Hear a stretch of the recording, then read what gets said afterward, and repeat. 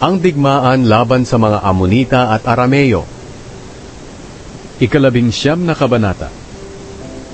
Makalipas ang ilang panahon, namatay si Nahash na hari ng mga Amonita, at ang anak niya na si Hanun ang pumalit sa kanya bilang hari.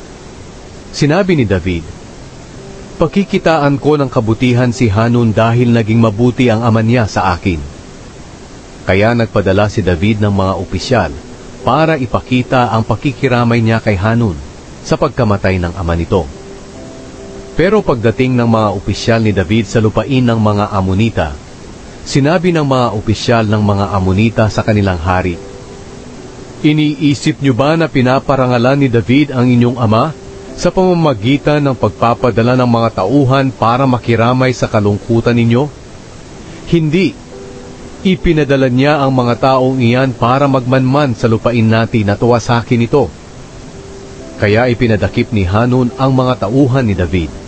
Inahit ang balbas nila at ginupit ang kanilang mga damit mula baywang pababa, at pagkatapos ay pinauwi sila. Sa ganoong kalagayan, nahihiya silang umuwi dahil sa kanilang itsura.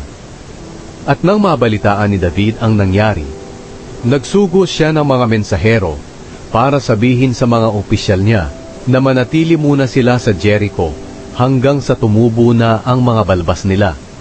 Pagkatapos maaari na silang umuwi. Napag-isip-isip ng mga Amonita na ginalit nila si David.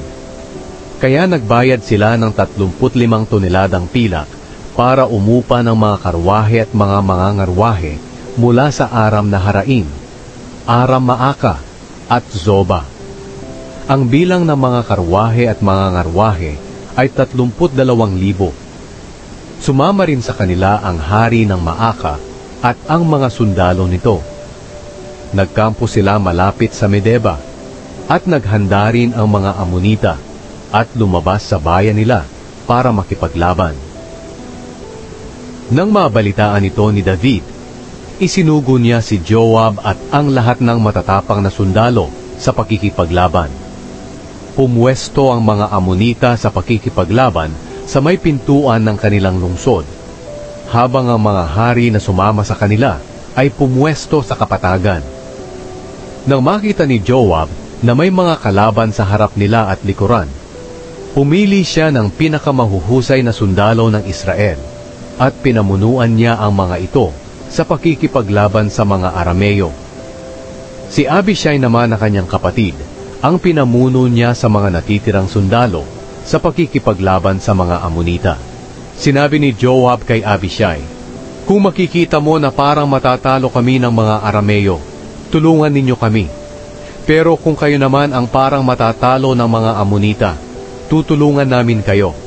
Magpakatatag tayo at buong tapang na makipaglaban para sa ating mga mamamayan at mga lungsod ng ating Diyos. Gagawin ng Panginoon kung ano ang mabuti para sa Kanya."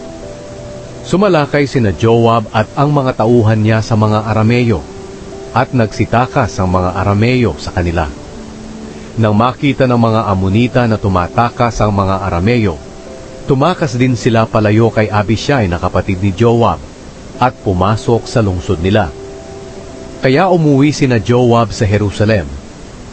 Nang mapansin ng mga Arameyo na natatalo sila ng mga Israelita, nagsugo sila ng mga mensahero sa mga kasama nilang mga Arameyo na nasa kabilang ilog ng Euphrates para tulungan sila. Ang grupong ito ay pinamumunuan ni Shofak, na commander ng mga sundalo ni Hadadezer. Nang malaman ito ni David, tinipon niya ang lahat ng sundalo ng Israel sa pakikipaglaban. Pagkatapos, tumawid sila sa ilog ng Hordan at pumwesto na nakaharap sa mga Arameyo at naglaban sila. Pero nagsitakas ang mga Arameyo sa mga Israelita. Nakapatay sina David ng 7,000 mga ngarwahe at 40,000 sundalo na lumalakad lang.